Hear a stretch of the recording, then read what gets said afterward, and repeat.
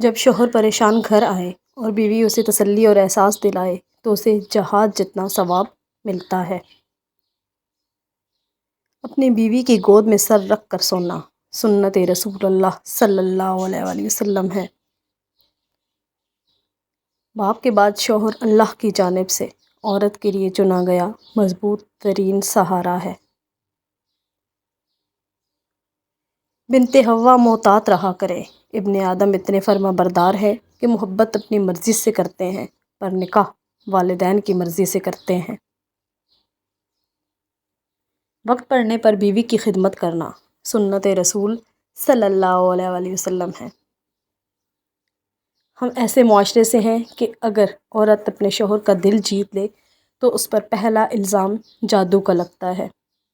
نکاح مسجد میں ہو، جہیز میں قرآن اور جائے نماز ہو، مٹھائی میں کھجور ہو اور فجر کی نماز نصیب ہو، آمین۔ دنیا کی ساری کامیابیاں سمیٹنے کے بعد بھی مرد اپنی من پسند عورت کے قدموں میں شکست تسلیم کر لیتا ہے۔ عورت کی بربادی کا وقت تب شروع ہوتا ہے جب اسے مختلف مردوں سے اپنی تعریف سننے کی عادت پڑ جائے۔ ایک بیٹی اور ایک درخت دونوں کا گھر میں ہونا ضروری ہے، کیونکہ درخت ہمیشہ دھوپ میں سایہ دیتا ہے اور بیٹی ہمیشہ درد میں ساتھ دیتی ہے۔ عورت اگر کسی مرد کو اپنا جسم مفت میں دے دے تو اسے محبت کہا جاتا ہے، اور اگر بدلے میں پیسے لے لے تو اسے فحاشی کہتے ہیں۔ شوہر اگر گھر سے دور ہو تو لوگوں سے بھرا ہوا گھر بھی عورت کو ویران اور خالی سا لگتا ہے۔ بہترین مرد وہ ہے جو دیر سے ناراض ہو اور جلدی راضی ہو جائے۔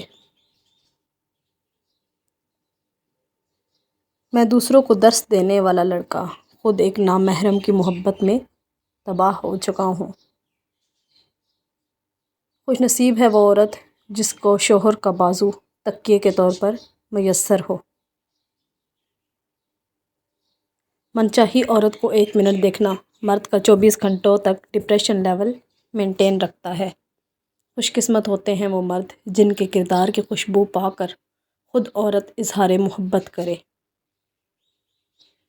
بیٹی کی ذات اگر مقدس نہ ہوتی تو حضرت محمد صلی اللہ علیہ وآلہ وسلم کی اولاد کا سلسلہ بیٹی سے شروع نہ ہوتا۔